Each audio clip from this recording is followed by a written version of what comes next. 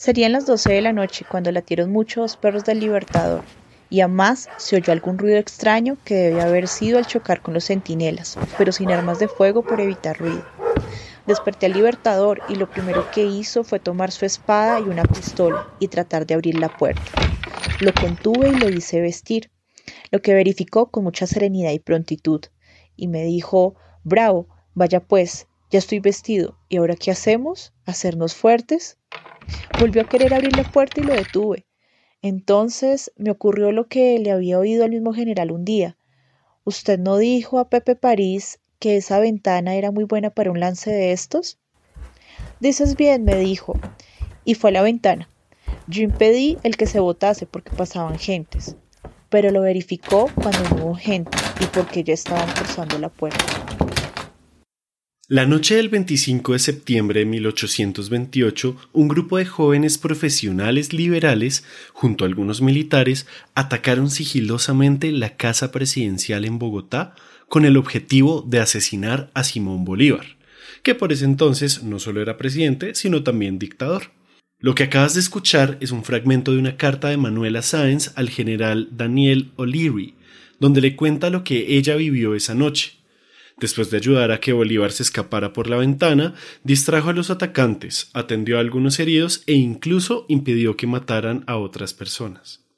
Mientras tanto, Bolívar estuvo escondido debajo de un puente mientras conseguía refuerzos. Finalmente, el atentado no fue exitoso y rápidamente tropas leales restablecieron el orden. Los hechos de esa noche nos ayudan a comprender qué estaba pasando con ese experimento republicano que hoy llamamos la Gran Colombia.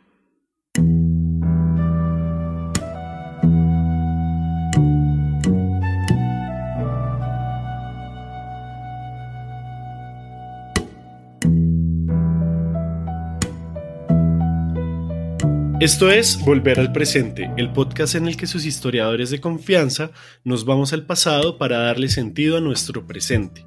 En este episodio vamos a preguntarnos por qué atentaron contra Bolívar, qué carajos estaba pasando en la Gran Colombia y sobre todo qué pasó después.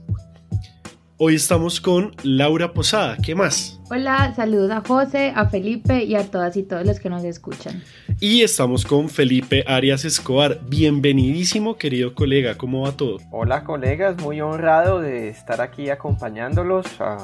Saludo para José, para Elvis y para Laura. Yo soy José Nicolás Jaramillo y nos pueden encontrar en Spotify, Google Podcast, YouTube y donde sea que escuchen sus podcasts. Así que sin más, vámonos al pasado. A ver.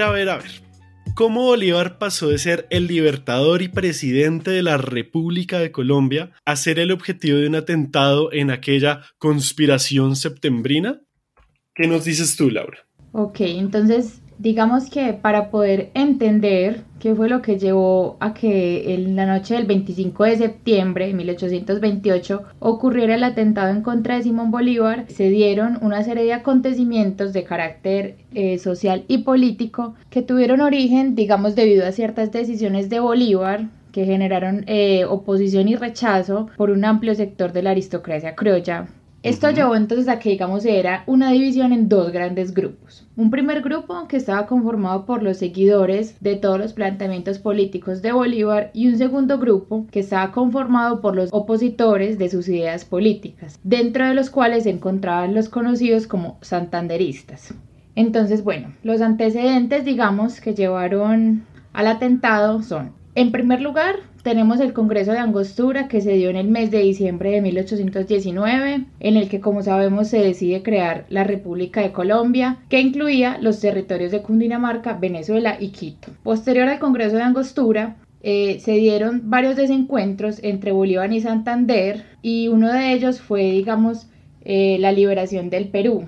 Allí se sabe que Santander y Bolívar no estaban de acuerdo sobre las decisiones que Bolívar había tomado para liberar este territorio. Para ir a meterse en ese zafarrancho, ¿no? De liberar a Perú y al Alto Perú. Incluso en el proceso seguido al general Francisco de Paula Santander, durante una de las indagatorias que se le hizo en octubre de 1828, Él dice que se observaba un descontento en general con el actual sistema y que generalmente se hablaba de varios motivos del descontento. Uno de esos motivos principales que Santander cuenta era el temor a que se rompiesen las hostilidades con el Perú, al mismo tiempo de que los españoles estaban amenazando con invadir de nuevo la República. Santander hablaba también, digamos, de que en conversaciones con el general Urdaneta y Joaquín Mosquera les hizo observar que debían tomar mucho interés en evitar la guerra con el Perú, entre otros motivos por los males que esto le causaría a Colombia en su estado actual, de crisis como sabemos, y de desorganización. Entonces, bueno, ya estando digamos en ese clima en el que habían ya muchos desacuerdos políticos entre Bolívar y Santander, pero también entre Bolívar y la población en general,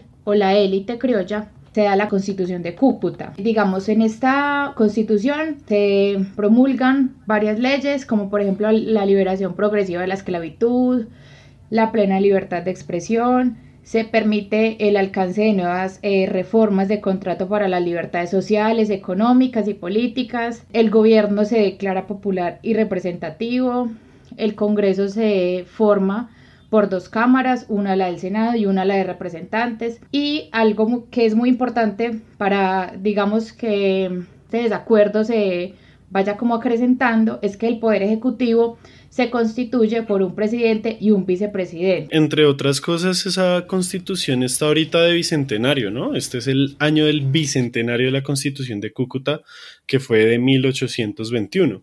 Y pues fue la constitución de la República de Colombia, de lo que hoy en día conocemos como la Gran Colombia. Y estamos llenos de eventos a lo largo del año en Villa del Rosario en esa conmemoración. Que como tal no es Cúcuta de la ciudad, sino es Villa del Rosario, que es una población cercana a cosas que pasan con la historiografía, ¿no? Ya puedes seguir. El Congreso eligió por votación como presidente de la República a Simón Bolívar y como vicepresidente a Francisco de Paula Santander. Sin embargo, Bolívar no tardó en querer derogar esta Constitución de Cúcuta e imponer la Constitución boliviana, razón por la cual el coronel José Bustamante, con apoyo de Santander y de otros, llevan a cabo la insurrección de Lima, quitando además a Bolívar el apoyo que hasta ese momento le daba el ejército. Entonces, bueno, como vemos, esta actitud de Santander causó aún más resentimiento en Bolívar, quien publicó varios comentarios sobre este delito de la insurrección de Lima en varios periódicos de la época, como la Gaceta de Colombia, el Granadino y la Bandera Tricolor. Luego de esto, entonces, con el fin como de, digamos, calmar un poco los ánimos dentro de este gobierno de la Gran Colombia y establecer ciertos cambios progresivos, se llevó a cabo la Convención de Ocaña. Esta Convención de Ocaña era principalmente como una asamblea constituyente desarrollada entre el 9 de abril y el 10 de junio de 1828, y su principal objetivo era reformar la Constitución de Cúcuta o incluso reemplazarla, ya que como se habían presentado tantas sublevaciones contra el gobierno central, la convención surgía como una reacción a estos levantamientos y buscaba que las regiones llegaran como a un tipo de acuerdos para terminar con estas insurgencias. Pero definitivamente, pues como sabemos, Bolívar hizo como caso omiso a todas, digamos, estas intenciones del gobierno por generar cambios, y se dio el decreto de la dictadura, y con esto una agudización de la crisis el 27 de agosto de 1828. Bolívar expide, digamos, un decreto orgánico que él llamó como la ley fundamental de la República, decreto con el cual dio base a la dictadura, y supuestamente este decreto debería regir hasta el 2 de enero de 1830. Digamos entonces, ya como esta decisión de Bolívar llevó como a un descontento aún más fuerte y más generalizado, a mediados de septiembre los conspiradores acordaron dar el golpe ese mismo mes. Pensaban aprovechar la noche del 28 de septiembre durante un baile que se ofrecería por parte del encargado de negocios de México para hacer el atentado contra Bolívar. Sin embargo, días antes, debido a como a rumores que se dieron, Bolívar se entera del plan acerca del atentado, y entonces los conspiradores deciden adelantar la fecha del mismo.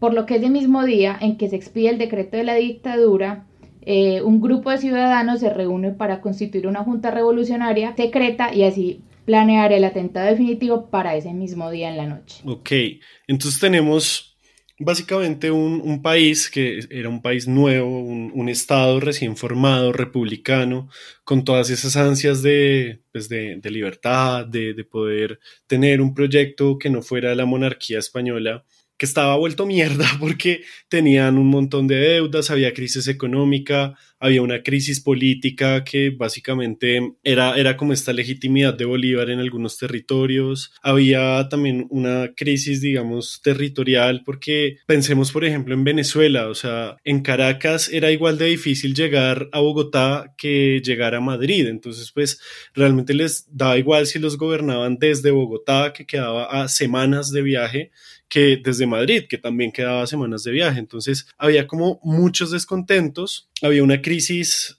digamos, en todos los sentidos, y Bolívar asume esta dictadura como medida para intentar solucionar todos estos problemas que la Convención de Ocaña no pudo solucionar porque hicieron la clásica de salirse y que no hubiera quórum para votar las vainas. Básicamente, eso pasa desde hace 200 años. Pero me gustaría que habláramos también de qué pasó después, porque después de eso, pues agarraron a algunos de los responsables que se metieron a la casa, al Palacio de San Carlos, ahí al frente del Teatro Colón, me parece que es.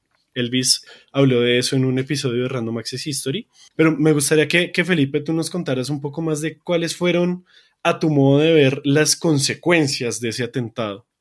Bueno, ahí habría que identificar una consecuencia amplia, primero, y ese sentido que se le ha dado al hecho de que Bolívar se asumiera como dictador. Hay una cosa aquí importante también que debemos señalar, y es que la independencia, una de sus fuentes ideológicas y sobre todo conceptuales, estaba en la antigüedad clásica, donde el término dictador no tiene esa connotación negativa que le damos nosotros en el presente, ¿no?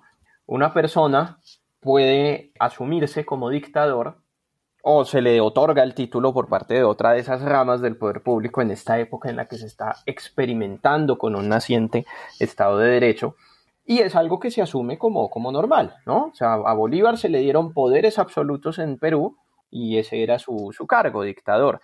En las provincias, en el periodo pues preindependentista de la llamada Patria Boba, también pues hubo ocasiones en las que se le daban poderes absolutos a algunos gobernantes. Juan del Corral, el más famoso. Nada que ver con Bukele, que se autodenomina dictador para hacerle mofa a sus detractores. Y entonces, el dictador más cool de Latinoamérica. Bolívar es un hombre ilustrado, muy conectado con las ideas de los jóvenes, pero también es un hombre de guerra, cuyo liderazgo se cimenta en las campañas militares, y su regreso, con esa singularidad que tiene un personaje como Bolívar, pues no soluciona los conflictos. Como lo menciona Laura, viene la respuesta entonces igualmente agresiva y violenta de la conspiración septembrina, esto que nos tiene hablando aquí, y pues la respuesta es también militar, en el sentido de que se da una represión muy fuerte por parte del gobierno al ser descubiertos los conspiradores, el destierro de Santander y la discusión sobre la posibilidad de fusilarlo, y cuya responsabilidad en los hechos van a ser 200 años y todavía seguimos discutiendo, y el hecho de que se involucren a otros personajes que nada tenían que ver con la conspiración. Sí. Lo de Padilla es accidental, por ejemplo. Sí, porque él está encarcelado, ¿no? Exacto. Padilla ha sido llamado a rendir cuentas a Bogotá porque meses antes ha sido acusado de intentar levantar a los negros y mulatos de la provincia de Cartagena. Recordemos el temor que en las élites criollas generaba una pardocracia y un levantamiento similar al de Haití, en el contexto en que las comunidades negras y mulatas habían sido claves dentro del proceso militar de la independencia, pero que su protagonismo llegaba hasta cierto punto, y ya pues esa acusación a Padilla pues tuvo las consecuencias de que es apresado. Los jóvenes conspiradores lo intentan liberar sin éxito, porque él se niega, él no quiere participar en el movimiento, pero aún así es fusilado en la Plaza Mayor junto con los otros conspiradores. Hay una particularidad y es que algunos de ellos logran fugarse y luego pues van a ser protagonistas de la vida política de los años posteriores de la Nueva Granada y también de Venezuela. Pedro Carujo, por ejemplo, de los granadinos, Mariano Espina Rodríguez, fundador del Partido Conservador, Ezequiel Rojas, fundador del Partido Liberal, junto con los hermanos Azuero también. Y pues vamos a ver aquí de todas maneras también, a pesar del indulto que posteriormente van a tener estos personajes que están prófugos, esa idea de la represión y la radicalización también de esa mirada de asumir poderes absolutos por parte de Bolívar, que es una mezcla un poco entre Estado de Derecho y antiguo régimen, porque está aquí el tema, por ejemplo, de que si bien hay adhesiones de cabildos locales respaldando los decretos de Bolívar, por un lado, o sea, desde las ideas de autodeterminación, tenemos por otro lado también una idea aún más desafiante para la oposición liberal, y es el hecho de que el Consejo de Ministros de Bolívar están haciendo gestiones diplomáticas en Europa para coronar a un príncipe, a un monarca francés, para que reemplace a Bolívar en el momento en que este muera. Y todavía se discute, ¿no? También si hubo consentimiento de Bolívar en estas gestiones. Llega un año, en 1829, en el cual pues esta situación todavía no se resuelve del todo, y no solo no se resuelve del todo, sino que el Partido Bolivariano sigue enfrentando alzamientos, ya no conspiraciones en Bogotá, sino ya alzamientos militares, o sea, de los mismos antiguos oficiales de la independencia que se sienten, digamos, traicionados por el régimen, sobre todo cuando llegan los rumores de que de la dictadura se va a pasar a una monarquía. Que es bastante absurdo. Exacto, sí. Que era el temor permanente, ¿no? Porque a Bolívar siempre lo vamos a ver como un liberal. Y la propaganda, digamos, del culto a Bolívar, tanto del culto conservador como incluso del culto más reciente, pues la idea de un Bolívar monárquico puede resultar absurda.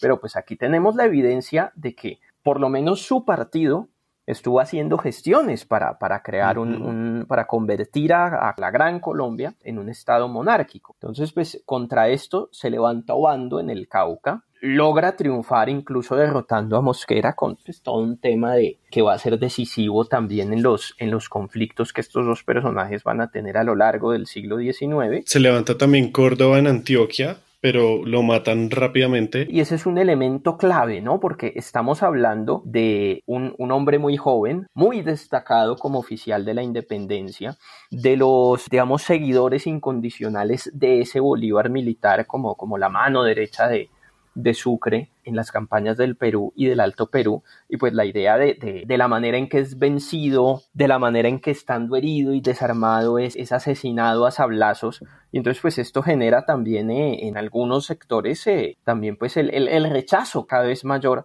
a Bolívar, ya a la persona de Bolívar. Sí. Y un propio Bolívar que uno piensa también, o que sus biógrafos insisten, en que se convence de que la única manera de remediar la crisis política es con su retiro. Para el momento que se toma esta decisión, ya pues la Gran Colombia está prácticamente disuelta, ¿no? Sí. Páez ya está liderando la separación de Venezuela por la misma razón. Los líderes de de esta secesión de Venezuela parten del principio de que la única posibilidad de salvar la unión es que Bolívar no esté en territorio colombiano, y otro de estos veteranos oficiales venezolanos, Juan José Flores, está liderando también la separación de los departamentos del sur que forman el Ecuador, y se va a terminar convirtiendo también en un caudillo para bien y para mal decisivo en esa formación política del Ecuador. Curiosamente 10 o 15 años después, Flores, que rechaza esas ambiciones monárquicas de Bolívar,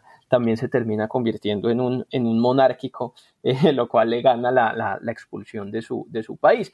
Y en medio de todas estas intrigas políticas, Sucre, llamado a ser el líder del Partido Bolivariano, y el líder no solo en términos de ser un hombre, uno de los pocos hombres de confianza que le quedaban a Bolívar, sino también el hecho de ser el personaje que menos comprometido estuvo con todos estos conflictos, porque pues él se encontraba como comandante todavía del apoyo militar que Colombia le había ofrecido a Perú y a la naciente Bolivia. Y pues tan hondas son estas intrigas políticas y esta crisis que, de nuevo, van a ser 200 años y todavía no sabemos quién mató a Sucre. Si fue Juan José Flores, por el temor que llegara a erigirse como jefe político de los territorios del sur y evitara su separación de Colombia. Si fue Obando, pensando que Sucre hiciera lo propio en el sur de la Nueva Granada, o si fue su esposa, la marquesa de Solanda, porque le estaba poniendo los cachos, ¿no? Porque esa es también otra de las posibilidades que se han ventilado sobre el asesinato de Sucre. Y pues este es como un resumen, pero un resumen que nos podemos dar cuenta que lo podemos estirar a una cantidad de problemas, de conflictos, de desafíos que tuvo ese nuevo Estado, que hacían muy difícil de materializar esta idea. Había una realidad de la Gran Colombia como un símbolo de unidad y la certeza de que solamente con un Estado fuerte se podía materializar el proyecto político de la independencia. Y desde la figura pues, de un líder reputado y carismático como era de Bolívar, a cuya autoridad, así fuera simbólica, se cobijaban un montón de territorios que buscaron adherirse. No mira las adhesiones de Guayaquil, de los independentistas de Maracaibo, cuando después de una provincia que durante toda la independencia fue realista, de Santa Marta, de San Andrés y Providencia, los dominicanos que fracasan en ese proyecto, pero todos lo están haciendo a partir de la idea de buscar el amparo de un Estado fuerte y de una figura como la de Bolívar. Pero ya materializada esta idea, pues vemos que va a ser algo muy difícil y el resultado, pues la idea de repúblicas mucho más pequeñas, la fragmentación en repúblicas pequeñas, un poco a la deriva a lo largo del siglo XIX, ¿no? La fragilidad, de nuevo insistimos, la fragmentación del territorio y la incapacidad de gobernarlo. Si ya con la Nueva Granada fue difícil a lo largo del siglo XIX, imaginémonos pues la dificultad sumándole Venezuela y sumándole también el actual Ecuador. Pero bueno, la conspiración septembrina es un evento bien complicado y por supuesto nos faltaron algunas perspectivas por abordar aquí, así que sigamos la conversación por redes sociales, en Twitter, en Instagram o en nuestro Discord también, pueden pasarse por allá. Volver al presente es un proyecto de Random Access History colaborando con historiadores e historiadoras de confianza. La próxima semana no habrá episodio, pero volvemos en octubre con más temas para entender el presente desde el pasado. Nuestra Manuela Sáenz fue Ruth Caicedo de Historicismos, el programa de radio del área de historia de la Universidad Andina Simón Bolívar en Ecuador. Además, escuchaste las voces de Laura Posada, Felipe Arias y yo, José Nicolás Jaramillo. La producción y edición del episodio estuvo a cargo de Elvis Rojas. Nos puedes seguir en redes sociales como @podcastrah y nos puedes escuchar en Spotify, Google Podcast o donde sea que escuches tus podcasts. Si te gustó o aprendiste algo en este episodio, compártelo con alguien que creas que le puede interesar. Muchas gracias por escucharnos y nos vemos en el futuro.